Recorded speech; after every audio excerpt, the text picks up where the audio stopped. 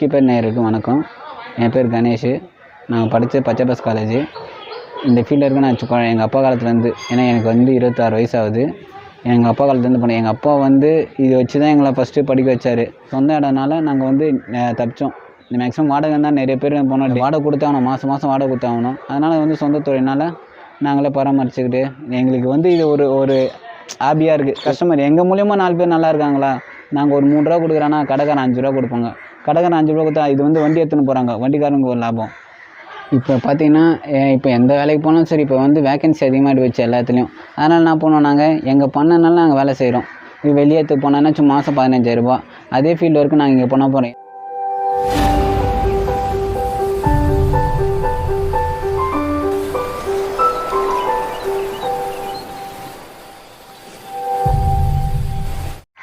இது பேர் எஸ்கே.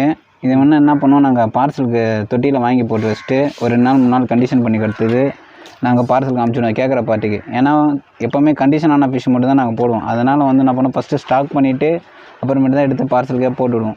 இப்போ இது சைஸை பிடிச்சிடுவோம். இப்போ சின்ன சைஸ்னால் நாங்கள் ஒரு ரேட்டு போடுவோம், பெருசாக ஒரு ரேட்டு போடுவோம். இது சைஸ் எப்படி இருக்கா, ஏன்னா ஒன்றா விட்டோமா இன்னும் ஒரு சில பேர் நான் கேட்பாங்க, சின்னதாக கேட்பாங்க. எனக்கு ஒரு 5 ரூபா சைஸ் கொடுங்க. ஒரு சில பேர் 3 ரூபா சைஸ் கேட்பாங்க. அது மாதிரி நாங்கள் சைஸை பிரித்து தான் கொடுப்போம்.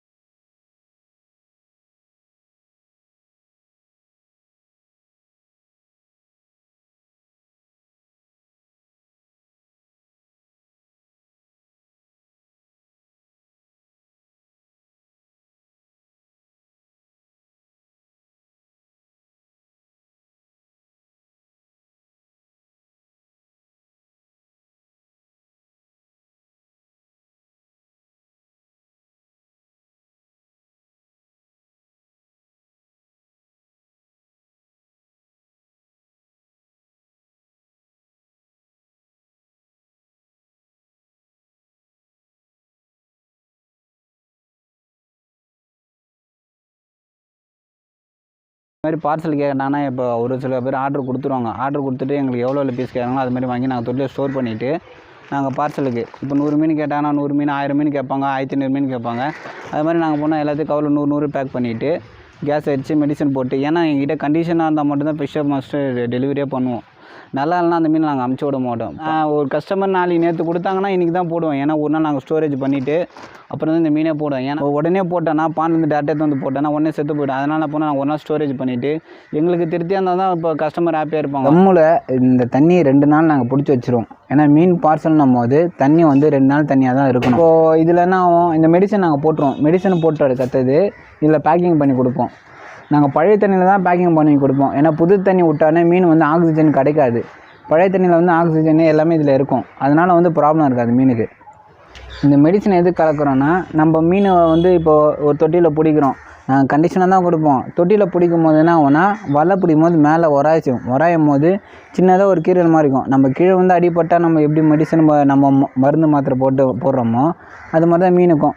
இங்கே நாங்கள் வலை பிடிக்கும் போது எதனா தேயும். அதனால் என்ன பண்ணோம், இது மாதிரி மெடிசன் ஊற்றிடுவோம். நாங்கள் இது ஊற்றும் போது சப்போஸ் அடிப்பட்ட இடம்லாம் இது அந்த மெடிசன் போட்டனால அது க்ளியர் ஆகிடும், ஃபால்ட் வராது. இது பேர் சோட்டையில். இது ரெட் சோடுன்னு சொன்னாங்க. இது பார்த்திங்கன்னா இந்த டைலு பார்த்திங்கன்னா இந்த நீட்டாக வரும், இந்த கிளி போல் இருக்கும். ரெட் சோடு, க்ரீன் சோடு எல்லா சோடும் என்கிட்ட இருக்குது. இது பிங்க் விடோ. இது பேக்கெட்டுக்கு பார்சலுக்கு 50 கேட்பாங்க. 50 கேட்டால் நான் 50 கொடுப்போம். 30 கேட்டால் எவ்வளோ கேட்குறாங்களோ அவ்வளோ பீஸ்க்கு ஏற்ற மாதிரி நாங்கள் ரேட்டும் கம்மி முடியும். இது க்ரீன் விடோ, பிங்க்கு, எல்லோ. ஏன்னா ஒரு சில பேர் 3 கலர் கேட்பாங்க, 2 கலர் கேட்பாங்க. அதனால் நாங்கள் போனோம் 3 கலர் கேட்குறோம், 3 கலர் கொடுப்போம். டபுள் கலர் கேட்டால் டபுள் கலர் கொடுப்போம். இது பேர் டைகரு. இது டைகரு. இது எப்படின்னா இப்போ பீஸ் 50 மீன் கேட்பாங்க, ஒரு சில பேர் 100 கேட்பாங்க, 200 கேட்பாங்க. இது ஹோல்சேல் கேட்குறாங்க, ஹோல்சேல் பண்ணுவோம். ரீட்டைல் கேட்டாங்கன்னா அவங்களுக்கு ஒரு டிஃப்ரெண்ட் ரேட் வரும். இப்போ ரீட்டெயிலுக்கு பார்த்திங்கன்னா ஒரு 10 ரூபா எக்ஸ்ட்ரா தான் சொல்லுவாங்க எல்லாருமே, எந்த கடைக்கு போனாலும். அதேனால தான் இப்போ ஹோல்சேலாக மொத்தமாக எடுக்கிறவங்களுக்கு நாங்கள் 5 ரூபா கம்மி பண்ணி தான் கொடுப்போம் எல்லாமே. இது பார்த்திங்கன்னா நாங்கள் வந்து பேக்கிங் வந்து 50 தான் பண்ணுவோம். 100 பேக் பண்ணால் கண்டிப்பாக அடி போட்டுரும். இப்போ நாங்கள் தொட்டிலேருந்து எடுத்து நாங்கள் ஸ்டாக் பண்ணும்போது 100 மீன் 500 மீன் அது மாதிரி வாங்கி தொட்டியில் ஸ்டாக் பண்ணுறோம். ஸ்டாக் பண்ணிட்டு கற்றுது அவங்க எவ்வளோ கேட்குறாங்களோ, இப்போ 50 மீன் கேட்டாங்கன்னா 50 மீன் தான் போடுவோம். இது வந்து இந்த பெரிய கவரில் வந்து 50 தான் போடணும். இது 100 போட்டால் கண்டிப்பாக இது செத்து போய்டும்.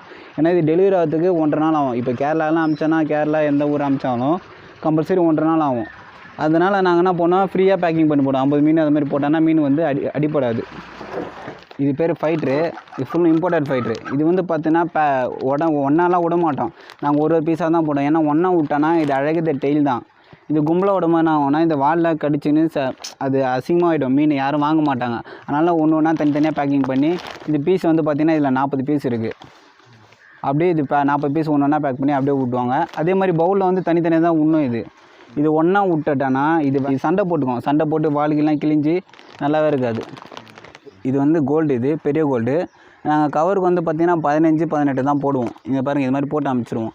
ஏன்னா இது வந்து மொத்தமாக இது ஒரு 30 25 பீஸ் அது மேலே போட்டானா ஆக்சிஜன் கிடைக்காது. மேக்ஸிமம் ஆக்சிஜன் கிடைக்கலன்னா ஒன்றா மீன் செத்து போயிடும். நம்ம வந்து இது ஒரு கெப்பாசிட்டி தான், ஓரளவுக்கு இவ்வளோ போட்டால் தாங்கும். இது 1.5 நாள் போனோன்னா 1.5 நாள் கலக்கான மீனை மட்டும் தான் போடுவோம். இது வந்து சின்ன கோல்டு. இது கவருக்கு வந்து நாங்கள் 100 போடுவோம். இப்போ இது வந்து 100 போடுறோன்னா இது தாங்கும். இது ஏன்னா இது சின்ன மீனால 100 போடுறனால கம்பல்சரி தாங்கும். இதே பெரிய மீனை நான் இது 100 மீன் போட்டேன்னா கண்டிப்பாக செத்து போயிடும். இது வந்து தண்ணி ஏன் தெரியுமா அதிகமாக நாங்கள் வந்து ஒரு 3 ஜக்கு ஒரு 3.5 ஜக்கு தான் ஊற்றுவோம். ஏன்னா தண்ணி அதிகமாக ஊற்றுனான்னா ட்ரெயினில் வந்து வெயிட்டு பண்ணுவாங்க. வெயிட்டு போடும்போது அதிகமாகிடுச்சுன்னா இவங்க காசு வந்து அதிகமாகிடும். இப்போ ஒரு பாக்ஸுக்கு வந்து பார்த்திங்கன்னா கம்பல்சரி ஒரு 300 ரூபா சொல்கிறாங்களா, தண்ணி அதிகமாக தான் வெயிட்டை பார்த்து தான் பாக்ஸ் போடுவாங்க. நாங்கள் தண்ணி அளவு வச்சுட்டு கேஸ் வந்து எப்போவுமே ஆக்சிஜன் தான் அதிகமாக தேவைப்படும். தண்ணி அளவு எப்போவுமே கம்மியாக தான் தேவைப்படும். இது வந்து பார்த்திங்கன்னா கவருக்கு நாங்கள் 200 ஜீப்ரா போடுவோம். 200 250 போடுவோம். இதெல்லாம் வந்து நீங்கள் வந்து 300 மேக்ஸிமம் 250 மீன் தான் போடணும். அதிகமாக போட்டாலும் சரி அடிபட்டுரும். நாங்கள் இதெல்லாம் வந்து ஆக்சிஜன் தான் தேவை. இந்த தண்ணி வந்து பார்த்திங்கன்னா ஜீப்ராவுக்கு பழைய தண்ணி தான் இருக்கணும். இப்போ நிறைய பேர் என்ன பண்ணுவாங்க, புது தண்ணி விட்ருவாங்க. ஜீப்ராக்கெலாம் புது தண்ணியெல்லாம் விட்டால் உடனே அடிபட்டுரும். அதனால் எப்போவுமே இந்த மாதிரி பழைய தண்ணி மீன் வாங்கினீங்கன்னா மேக்ஸிமம் பழைய தண்ணி 2 நாள் 3 நாள் தண்ணியில் வச்சு விட்டா தான் நல்லாயிருக்கும். அதே மாதிரி ஃபில்ட்ரு நல்லா போடணும். ஃபில்ட்ரு எப்போவுமே ஏர் வேணும்.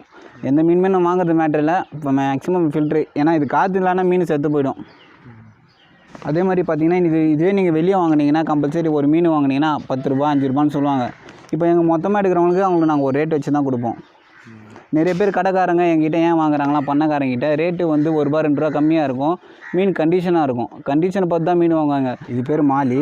இது கவருக்கு நாங்கள் 100 பீஸ் போட்டு விடுவோம். எல்லா ஊருக்கும் நாங்கள் 100 தான் போடுவோம். இப்போ நிறைய பேர் என்ன சொல்லுவாங்க, நான் 100 மீன் போட்டு விட்டானா இதெல்லாம் தாங்கும். நீங்கள் வந்து இதெல்லாம் கண்டிஷன் படுத்துவோம். நாங்களாம் இந்த மீன் வாங்கி ஒரு 4 நாள் 5 நாள் ஆகுது. எங்கள் தொட்டியில் வாங்கிட்டு கற்று இது கண்டிஷன் பண்ணிட்டு கற்று தான் போடுறோம். இது மேக்ஸிமம் எங்களுக்கு வந்து மாலிலாம் ஒரு சில பேர் வாங்கிட்டு போயிட்டு 2-3 நாளில் செத்து போயிடும்.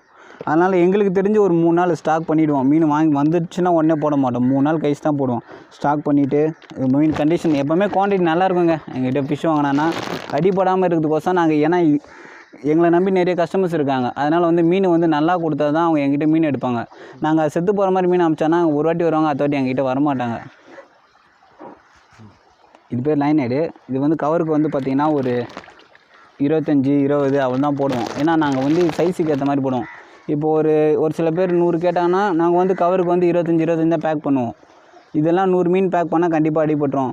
இதில் வந்து மீன் வந்து ஒரு 5 ரூபா அதிகமாக இருந்தாலும் மீன் தரமாக இருக்கணும். ஒரு 25 ரூபா கொடுத்து எடுக்கிறாங்களா, தரமாக இருந்தால் தான் எடுப்பாங்க. இப்போ ஹோல்சேல் பேரையும் இந்த 25 ரூபான்னு போடுவோம். இதே ரீட்டைல் கஸ்டமர் வந்தாங்கன்னா கம்பல்சரி நீங்கள் வெளியே எடுத்திங்கன்னா கம்பல்சரி ஒரு மீன் 50 ரூபா நாங்கள், இல்லை பேர் 100 ரூபான்னுவாங்க. இது வந்து எல்லா ஊருக்குமே நாங்கள் அனுப்பிச்சிடுறோம்.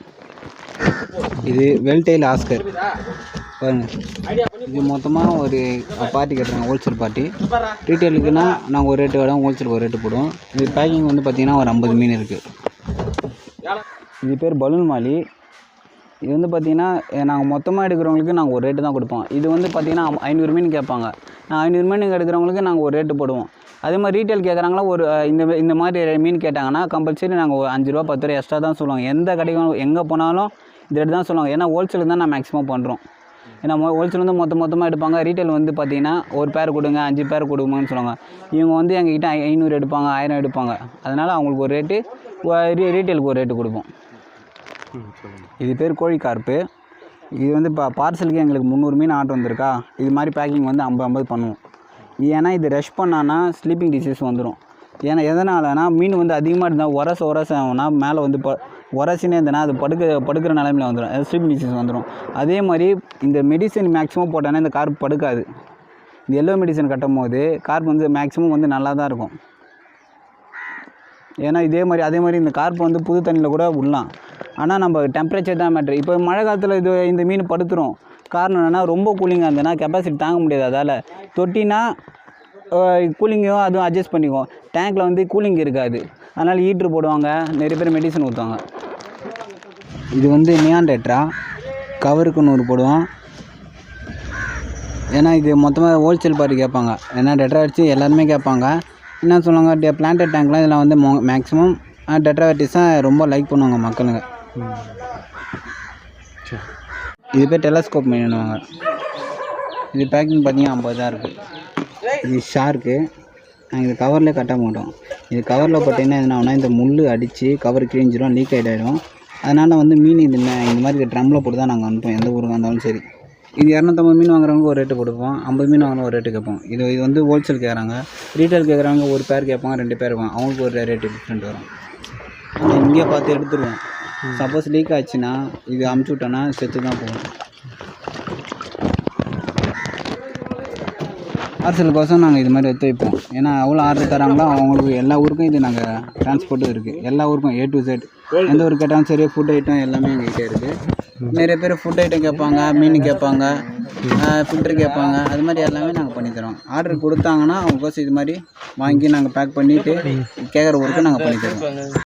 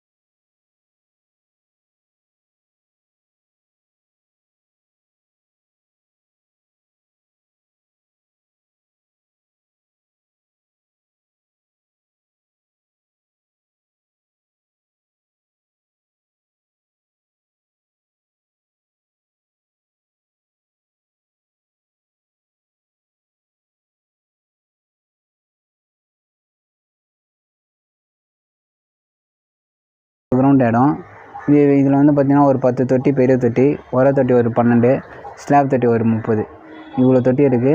நாங்கள் இதெல்லாம் வந்து ப்ரீடிங் பண்ணுவோம். இப்போ எங்களுக்கு பார்சல் தேவையான மீன் நாங்களே உற்பத்தி பண்ணி நாங்கள் வச்சுருவோம். கப்பீஸ் கேட்பாங்க, ஏஞ்சல் கேட்பாங்க, பீட்டர்ஸ் கேட்பாங்க, அப்புறம் ஃப்ளோரான் கேட்பாங்க. இது மாதிரி மீன்லாம் நாங்கள் வந்து வாங்கிவிடுவோம். நாங்கள் சீசனுக்கான மீனை நாங்கள் உற்பத்தி பண்ணி வச்சுருவோம். 6 மாதத்துக்கான உற்பத்தி பண்ணி வச்சுட்டு கேட்குற கஸ்டமருக்கு நாங்கள் அப்பப்போ கொடுப்போம். இந்த மாலி வந்து பார்த்திங்கன்னா நாங்கள் ஒரு பார்சலுக்காக வாங்கி வச்சுருக்கோம். உடனே எப்போவுமே எந்த மீனுமே நாங்கள் வாங்கிட்டு உடனே போட மாட்டோம். வாங்கிட்டு பார்சலுக்கு கேட்டாங்கன்னா நாங்கள் உடனே ஸ்டாக் பண்ணி வச்சுருவோம். ஸ்டாக் பண்ணிட்டு ஒரு 3 நாள் 4 நாள் கழிச்சு தான் போடுவோம். ஏன்னா எங்களுக்கு வந்து மீன் அடிப்படக்கூடாது. மீன் தரமாக கொடுத்தா தான் எங்கிட்ட கஸ்டமர் நிறைய பேர் வந்து வாங்குவாங்க.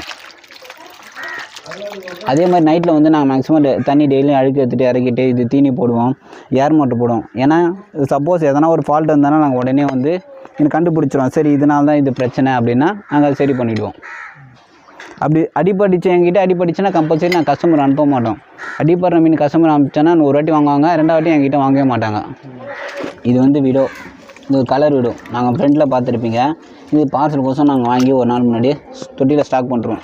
ஸ்டாக் பண்ணிவிட்டேன். ஏன்னா எங்ககிட்ட வந்து கண்டிஷனாக இருக்கிறதுக்கோசமே நாங்கள் என்ன பண்ணுவோம், இது வாங்கி வச்சுட்டு எங்கிட்ட ஓகே அப்படின்னா, ஏன்னா ஒரு சில பேர் சொல்லுவாங்க சார் எங்களுக்கு சைஸாக வேணும் அப்படின்னா சைஸாக கொடுப்போம். எனக்கு வந்து இந்த ரேட்டில் வேணும் கேட்டாலும் அந்த ரேட்டில் எந்த ரேட்டு கேட்குறாங்களோ கஸ்டமருக்கு அது மாதிரி நான் கொடுத்து ஹாப்பி பண்ணுவோம். இதானா வந்துட்டு உங்களுக்கு இது சேல் பண்ணுற சைஸ் தானே இல்லை அதை விட சின்ன சைஸாக? இது சேல் பண்ணுற சைஸ். ஒரு சில பேர் கேட்பாங்க, சரி எனக்கு நான் ஒரு மீன் 50 ரூபான்னு சொல்லுவேன். அவங்க என்ன சொல்லுவாங்கன்னா, சரி எனக்கு வேணாம், எனக்கு 25 ரூபா ரேட்டில் கொடுங்க, சின்ன சைஸாகவே கொடுங்க, நாங்கள் வளர்க்கணும் அம்பிஷன். ஏன்னா பெருசாக நாங்கள் கேட்டாலும் கொடுப்போம், சின்னது கேட்டாலும் நாங்கள் கொடுப்போம். கஸ்டமர் எப்படி கேட்குறாங்கன்னா நான் அப்படி பண்ணி தருவோம். வந்து பார்த்திங்கன்னா இது மாதிரி வலை வந்து அதிகமாக தூக்கிட்டாலும் அடிபட்டுரும் இந்த மீன்.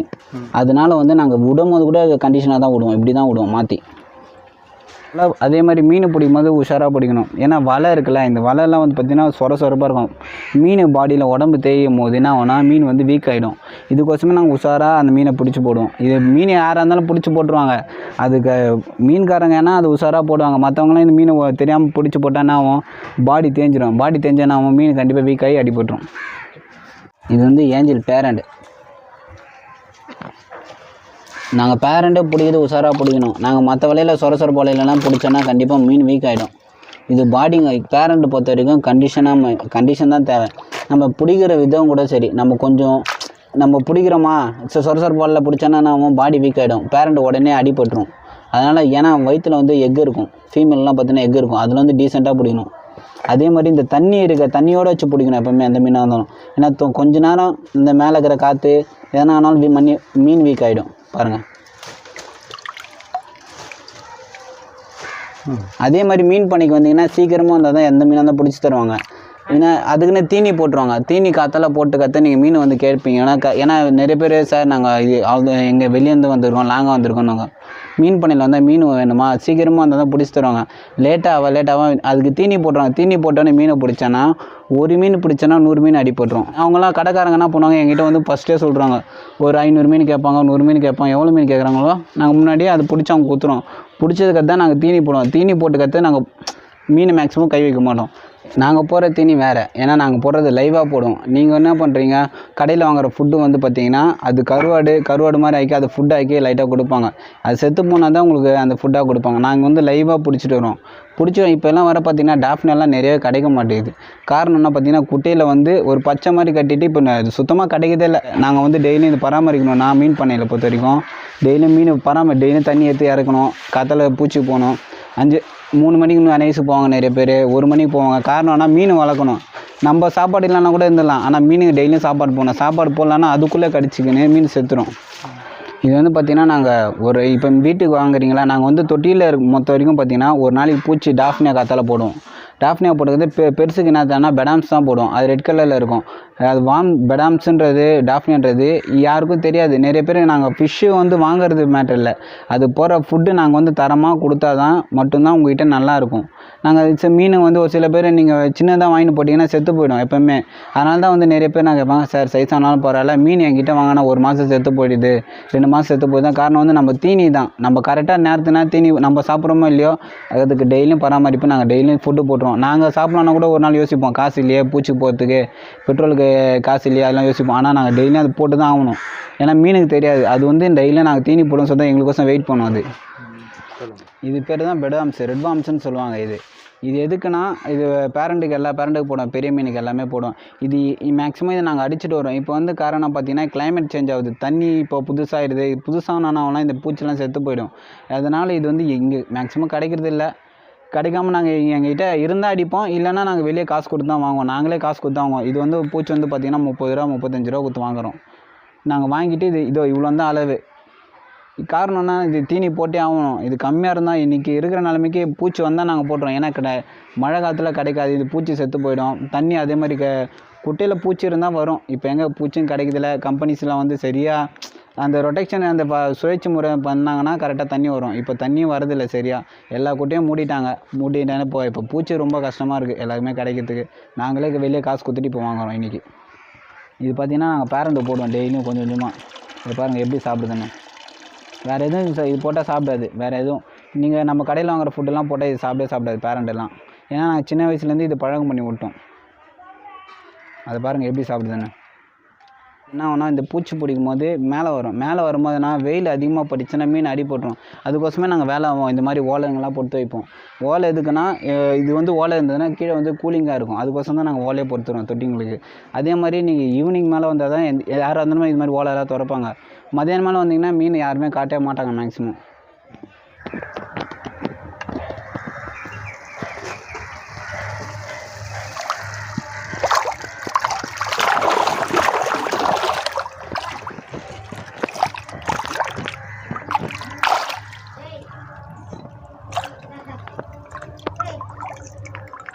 இன்னும் ஆஸ்கரு இது வந்து நாங்கள் சின்னதுலேருந்து வளர்க்குறோம். இந்த ஆஸ்கர் வந்து பார்த்திங்கன்னா இது பிறந்த குட்டிலேருந்து வளர்க்குறோம். இது வந்து பார்த்திங்கன்னா 1 வருஷம் மீன். இது 1 வருஷமாக நாங்கள் டெய்லியும் பராமரிப்போம். டெய்லி தீனி போட்டு பக்காவாக தண்ணி ஏற்றி இறக்கி டெய்லியும் இது முட்டை வைக்கிற ஸ்டேஜ் 6 மாதம் ஒரு வாட்டி தான் வைக்கும். ஆனால் இந்த மீனை நாங்கள் 1 வருஷமாக வளர்க்குறோம். நாங்கள் சின்ன குழந்தைலேருந்து வளர்க்குறோம். இது டெய்லியும் தீனி போடுவோம். டெய்லியும் வந்து பார்த்திங்கன்னா இந்த எறா இந்த பீஃபு இதெல்லாம் நாங்கள் இந்த மீனுக்கு போடுவோம். டெய்லியும் சுற்றி வந்து இது ப்ரீடிங் ஸ்டேஜ். ஒரு 5 அடி தொட்டி உர தொட்டி. இது கல் பார்த்திங்கன்னா இது பேர் ஒரு தொட்டிக்கு மொத்தம் 8 தான் வைப்போம். 2 எல்லாம் சுற்றி பிளேட்டு மாதிரி வச்சிடும். இது வந்து பிளேட்டில் தான் முட்டை வைக்கும். இந்த மாதிரி பிளேட்டில் தான் முட்டையை வைக்கும்.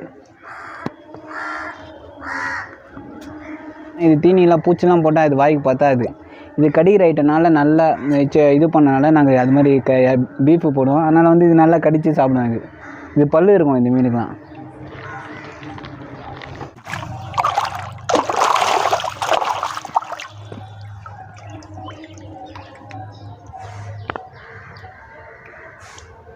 இதில் பல்லு பாருங்க.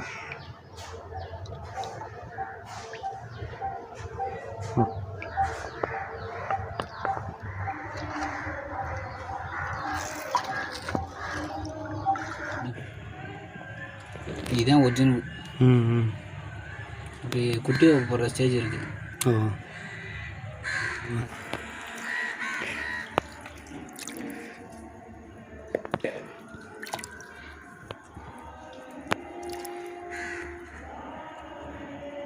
ஸோ அது பார்த்தீங்கன்னா மேல் இல்லையா? சொல்லுங்கள். மேல்.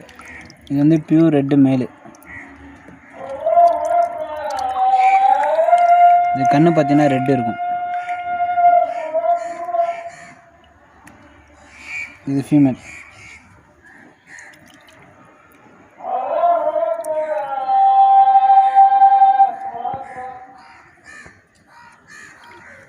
இது வந்து இம்போர்ட்டட். அது ரெட் கலர் மேலே ரெட் கலர் ஃபீமேல். ரெட்டைன்னு சொல்லுவாங்க. இது கண்ணு பார்த்தீங்கன்னா கண்ணு ரெட்டாக இருக்கும். டேங்க்கில் போட்டால் நல்லா தெரியும். பயங்கரமாக டேங்க்கில் போட்டால் இன்னும் பளிச்சுன்னு தெரியும்.